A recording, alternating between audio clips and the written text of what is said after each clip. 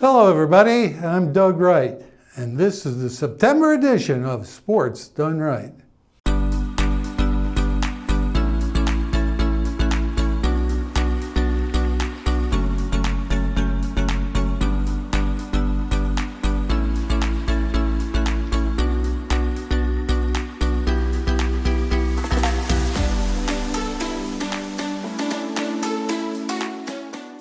I think everyone tries to follow Aristotle's advice to seek out the best version of oneself.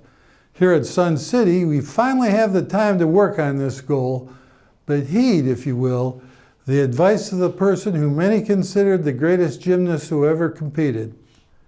She said, don't wait until you've reached your goal to be proud of yourself. Be proud of every step you take toward realizing that goal. And in this month's show, we'll highlight some residents who have done that and also recognize some extraordinary achievements. The Sun City Horseshoe Club recently established its Hall of Fame, inducting an initial class of 12 members of the club, both past and present. We spoke to the members who made this happen. Well, it's Saturday morning, which means the Horseshoe Club is in action, and I'm here with John Riccio, a past president and a longtime member. And John, tell us about the sign that we're standing in front of here and the establishment of the Hall of Fame. Well, the Horseshoe Club has been around since 2001, and I don't even know if anybody really realizes that it's been that much of a span. But nobody did anything to recognize the former members and the people that have contributed to this club for so long.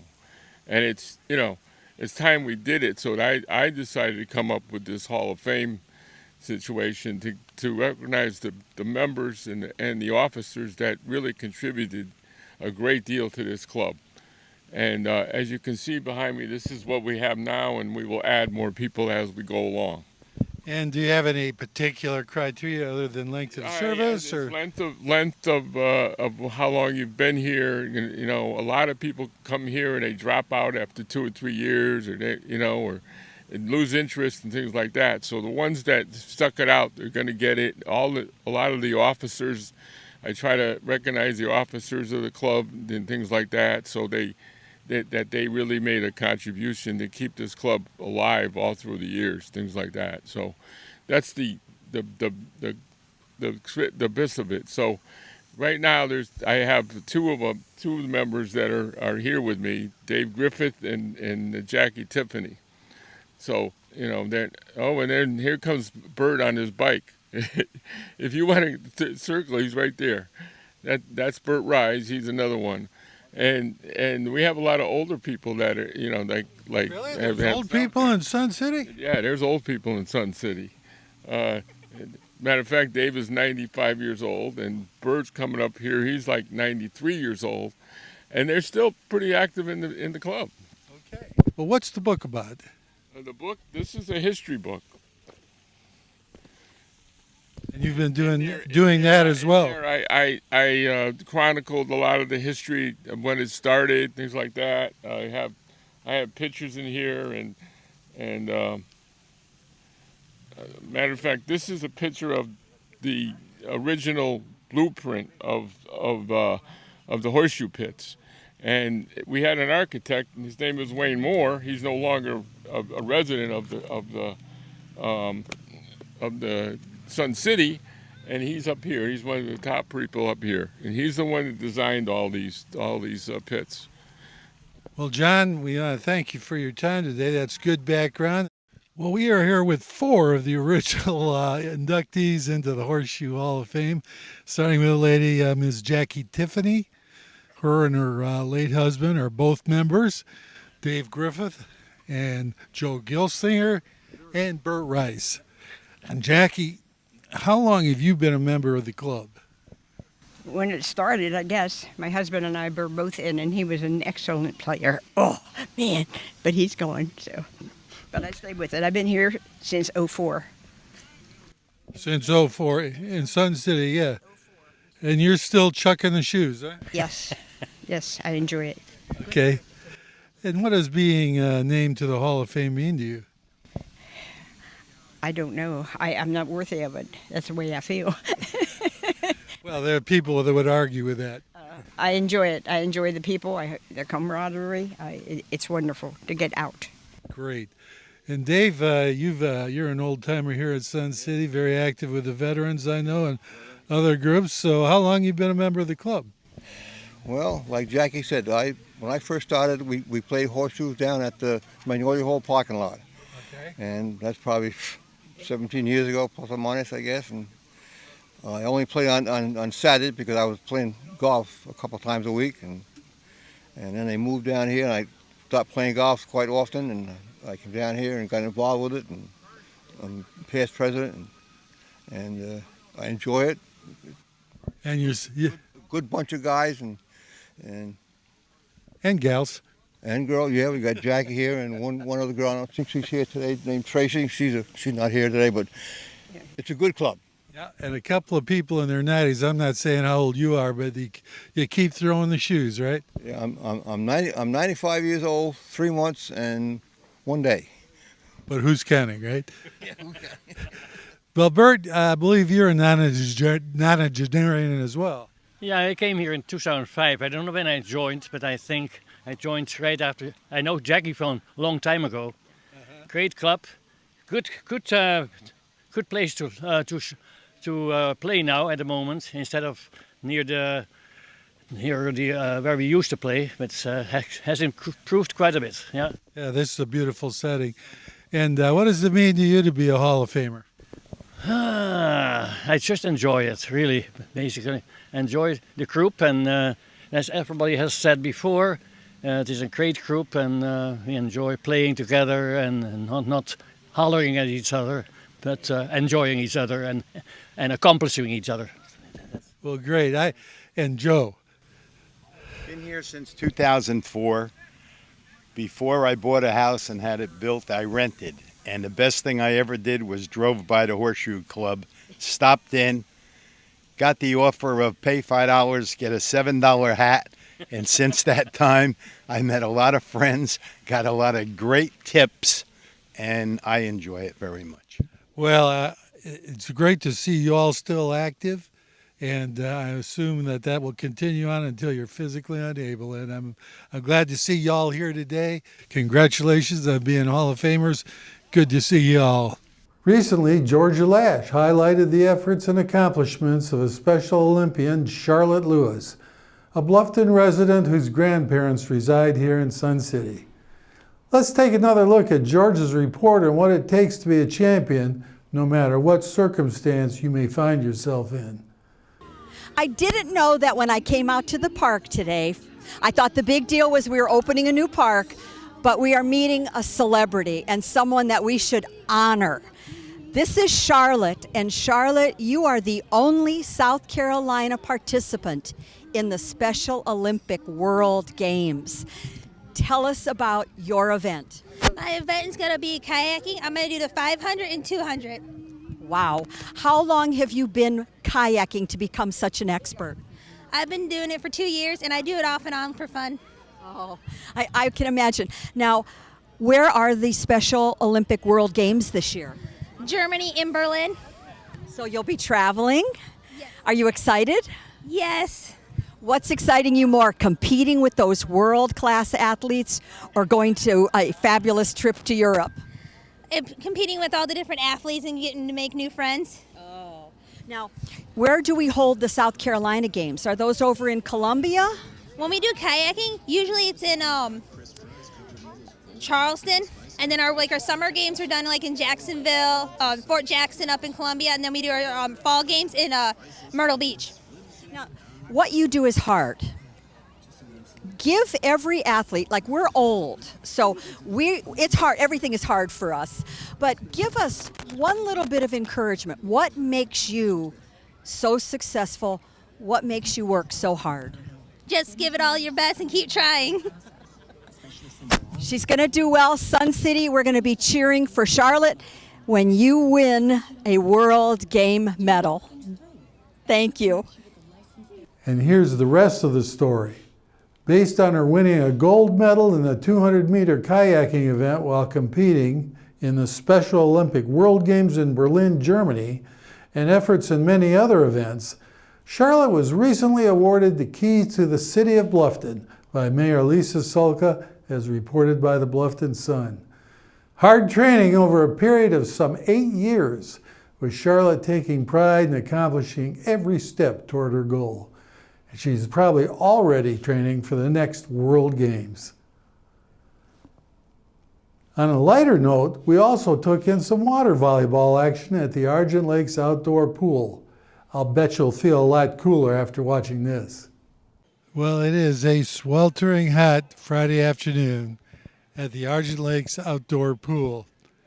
As you can see in the background, we have a gathering of hardy individuals who are going to engage in water volleyball, a group under the general auspices of the volleyball club, and they're setting up and they're going to be ready to go. They do this every Monday and Friday, and we'll talk to the president of the club and some other people. But stay tuned. I think you'll enjoy this. You might even be interested in coming out and getting wet and getting cool on a hot August day.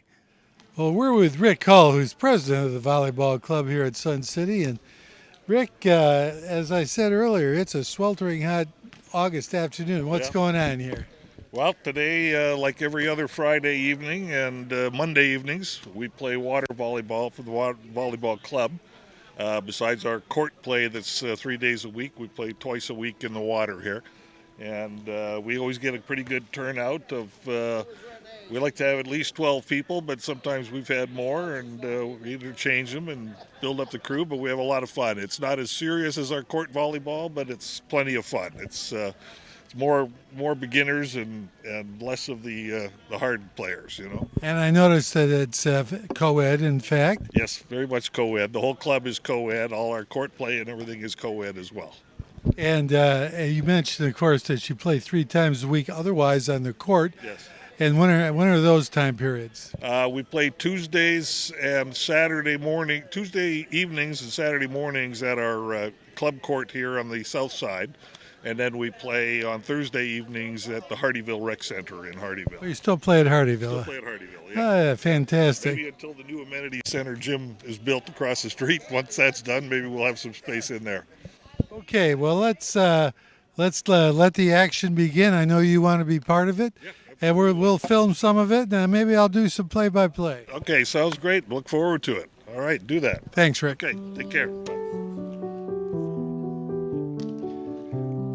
Okay, well, the action has begun with 2 7-person teams here. I think we all know the premise of volleyball. Set, spike. There's a spike. Ooh, good dig.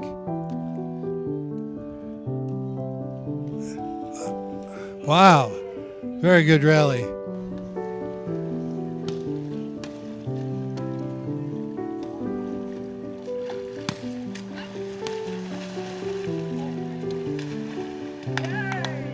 All right, great dig by President Rick Hull.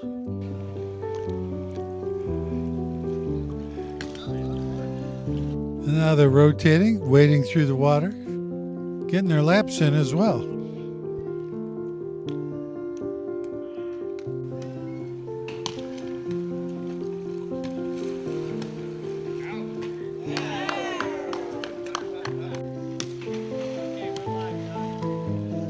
Okay, wow, great rally here. That's about 5-6 times over the net. Oh, just outside of the hand.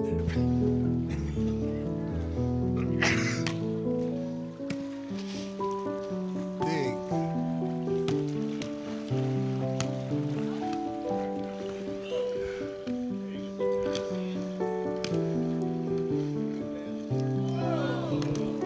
Women, man, it doesn't matter. They're doing a great job of keeping the ball in play, staying in shape, getting some rays.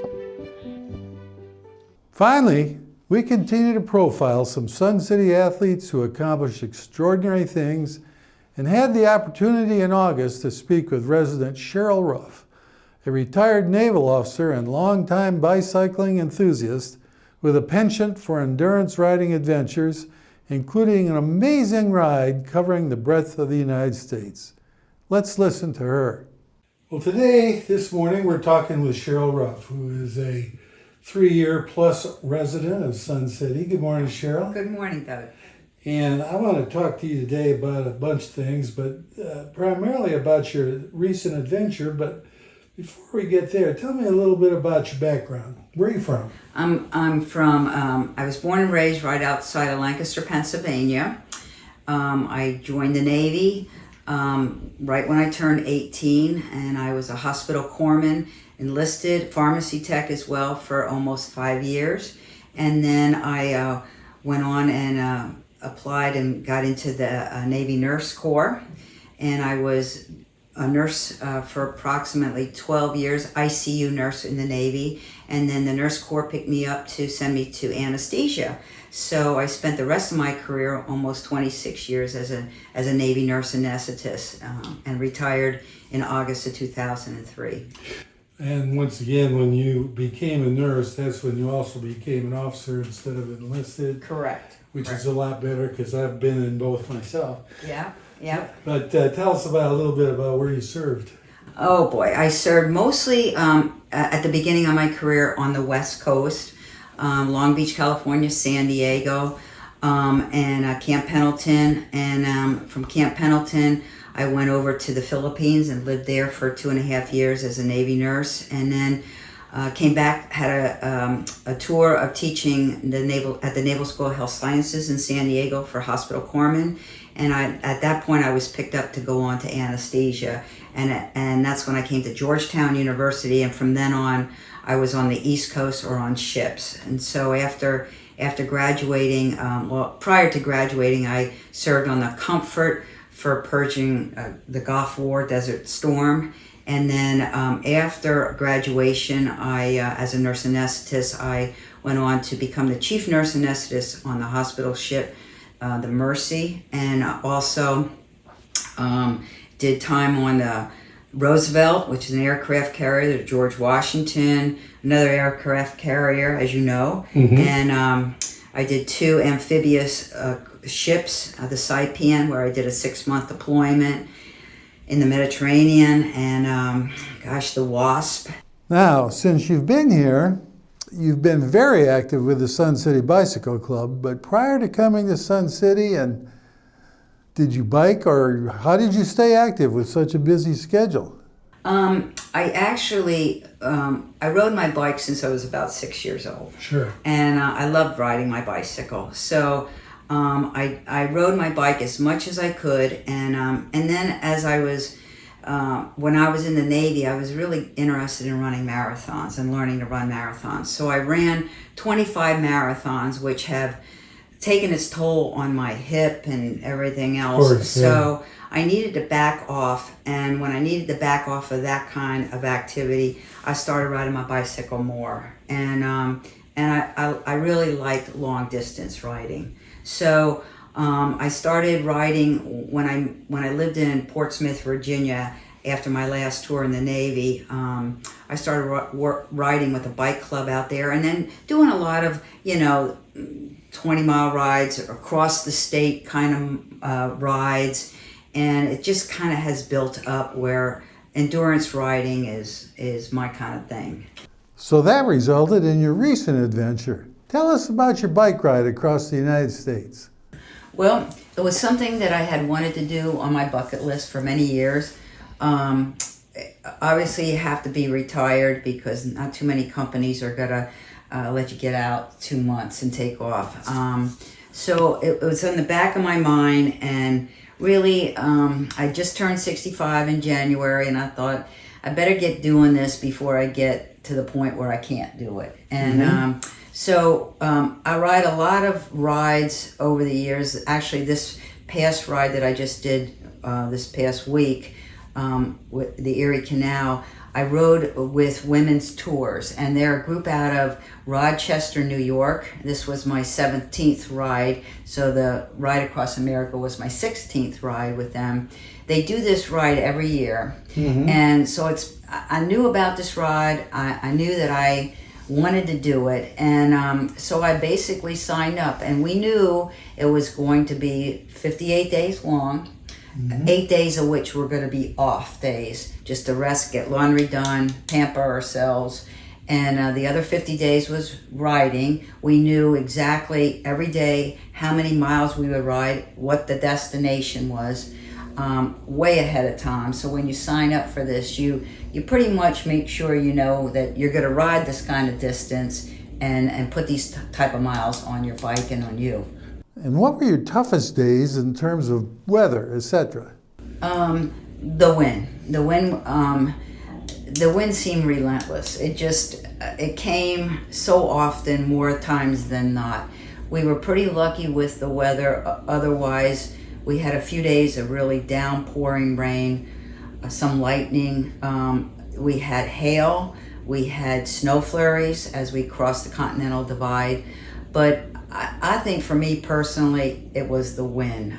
There was no such thing as tailwinds from San Diego to St. Augustine, Florida. They were mostly headwinds or crosswinds. Matter of fact, one day they canceled the ride after 20 miles as we were coming through Gila Bend because the winds were so bad we couldn't keep our bicycles up. They were close to 50 miles an hour. Wow. So it was pushing on our bikes, and you were trying to keep your bike upright and try to ride at the same time, which was becoming pretty much of a dangerous situation. So the ride was canceled that day at that point.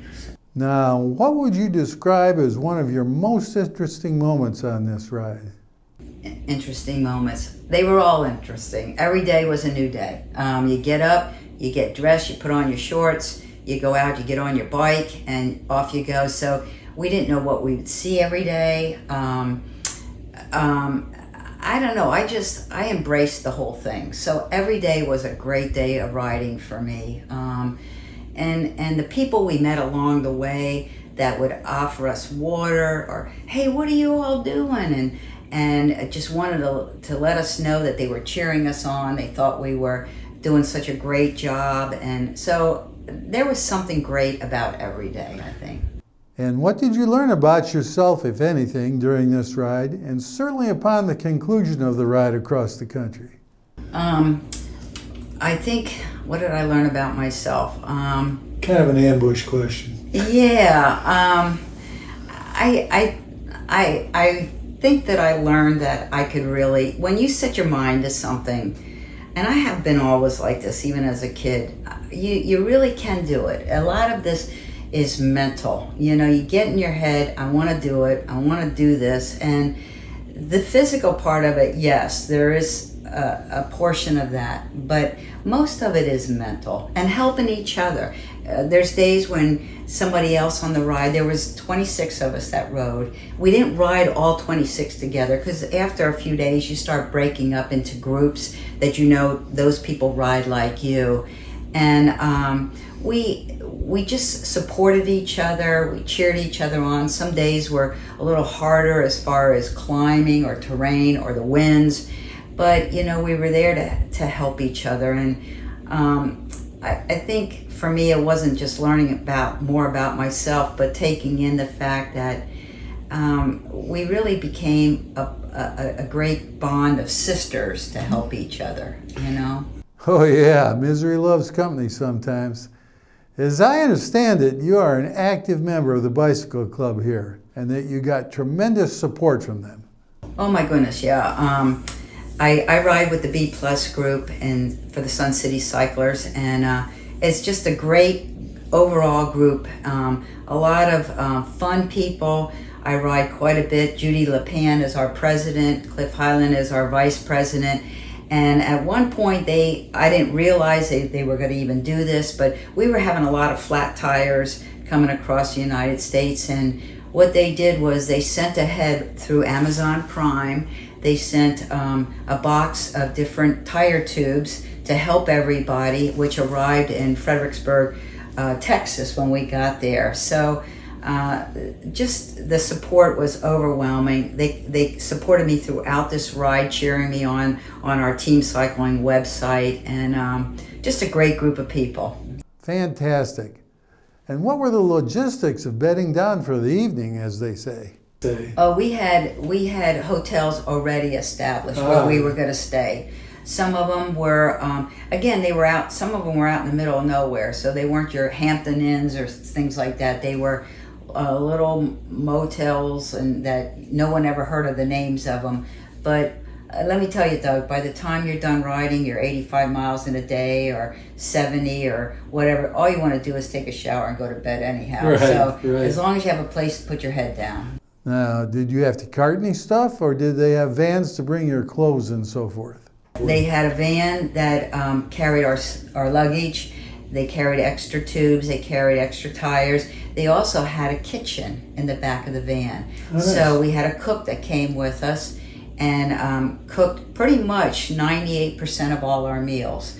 Had breakfast. We would pack snacks from the snack table that they carried in the van, and every morning before we left. And then they were meeting us about every 20 miles with water and or snacks as well. And then at supper time, we had a cook, Lauren, who would cook in these Dutch ovens, and we had wonderful meals. We would sit out in the parking lot and enjoy camaraderie, talking about the day's event, getting ready for the next day's event, some briefing about what we were going to be doing the next day and where we were going, and it very well organized. I was going to ask if you'd do it again, but as I understand it, you've done this endurance riding trip with these various groups about 16, 17 times? Yeah. Would I do cross country again? No, not because I didn't enjoy it, but because I want to go see something that I haven't seen. Okay. Actually, next year, July 31st to August 31st, I'm going to go up to Portland, Oregon, and I'm going to ride the Pacific Northwest Loop, which is a 30-day trip. I'm going to get some climbing in there, up there, and the Cascades and Clark Lewis Trail. So I like to do a lot of different rides. I'm not too much a repeater because I like to see new things. So. And where do you think this sense of adventure came from? I think I was born with it, and because I that's why I probably joined the Navy too. Yeah, sure. And the Navy. Not on a job, it's an adventure. Right? Exactly, and I think the Navy made me a little bit of a gypsy, that I just want to travel, and I had a lot of great opportunities to see the world through the Navy, and there's just so much to see, and so I've really always kind of had that adventuresome spirit, you know. And what ultimately brought you to Sun City? I did some research. I started working on looking at 55 plus communities to stay active. Uh-huh. And I looked at various places, and Sun City met my needs. I mean, with well over 200 clubs, I mean, you can stay active all day long. Matter of fact, I have to plan my calendar that I don't overlap things, that I get everything in that I want to get in. So I've only been here 3 years, but I just love it here. I absolutely love it. Well, it seems like Sun City is perfect for you. A lot of people run into that calendaring dilemma and they drop out of everything, but I don't see you doing that. No, I figure when I can't ride my bicycle, which I hope that that doesn't happen, but if I have to slow down with that, I'll pick up something else. I mean, I just got into the wood shop back in this past January. Went through the training period for that, and I'm really enjoying that. I love the golf kayak club. I'm part of that. Stand-up paddle boarding. So it's going to take a lot to keep me down. As you heard in our reports on Cheryl's and Charlotte's efforts, success didn't come overnight, but they both followed the advice of Simone Biles, and in so doing advanced toward becoming the best version of themselves and being proud of every step taken toward their goals. That's our show for this month. I'm Doug Wright, and I'll see y'all next month on Sports Done Right.